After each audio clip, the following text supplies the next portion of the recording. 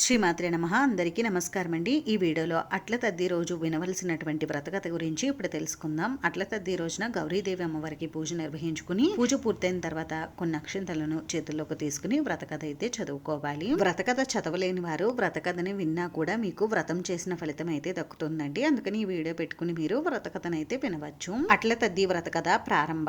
పూర్వం ఒక రాజకన్య తన తోటి చెలికత్తెలతో కలిసి అట్ల తద్ది నోము నోచుటకు ఉపవాసం ఉంటుంది. 3 జాములు గడిచేసరికి రాజబిడ్డ మరి సుకుమారిది అవడం వలన సొమ్మసిల్లి కింద పడిపోతుంది. ఇది చూసిన ఆ అమ్మాయి అన్నలు చెల్లెలు ఉపవాసం ఉండడం వలన సొమ్మసిల్లి పడిపోయిందని గ్రహించి ఇంకా తమ చెల్లెలు చంద్రోదయం అవ్వే వరకు ఉపవాసం ఉండలేదని చెప్పి ఒక చింత చెట్టు కొమ్మకు అద్దం కట్టి దానికి ఎదురుగా ఒక పెద్ద అగ్నిజ్వాల పెట్టి చెల్లిని లేపి అద్దంలోకి చూపిస్తూ అదిగో చంద్రుడు వచ్చాడు, చంద్రదర్శనం చేసుకుని ఉపవాస దీక్షను విరమించు అని అన్నలు చెల్లెలకు చెప్తారు. అప్పుడు చెల్లి అద్దంలో కనిపిస్తున్న అగ్నిజ్వాలను చూసి నిజంగా చంద్రుడు వచ్చాడని ఆమె ఉపవాస దీక్షను విరమించి భోజనం చేస్తుంది. ఇలా ఉండగా కొంతకాలానికి ఆ అమ్మాయికి యుక్త వయస్సు రాగా ఆ అమ్మాయి అన్నలు ఆమెకి పెళ్లి సంబంధాలు చూస్తారు.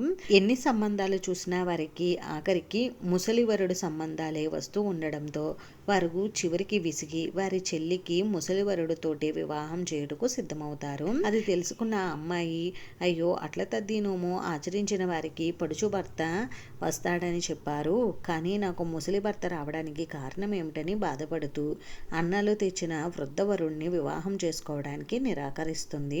అప్పుడు అన్నలు ఆమెను ఎంతో ఇబ్బంది పెట్టి వివాహం చేసుకోవడానికి బలవంతం పెట్టినా ఆమె అస్సలు ఒప్పుకోదు. అయినా అన్నలు ఎలాగైనా ఈ పెళ్లి చేయాలని అనుకుంటున్నారని గ్రహించిన ఆ అమ్మాయి ఇంట్లో నుండి వెళ్ళిపోయి ఊరి చివర ఉన్న మర్రి చెట్టు దగ్గరికి వెళ్లి తపస్సు చేస్తుంది. ఇలా కొంతకాలం తపస్సు చేయగా ఆమె తపస్సుకు మెచ్చి పార్వతీ పరమేశ్వరులు ప్రత్యక్షమయ్యి ఓ కన్యామని నీవెందుకు తపస్సు చేస్తున్నావని అడుగుతారు. ఆ అమ్మాయితో పార్వతీ పరమేశ్వరులు నీ కష్టాలు బాధలు మాతో చెప్పు, మేము తీరుస్తాము అంటారు.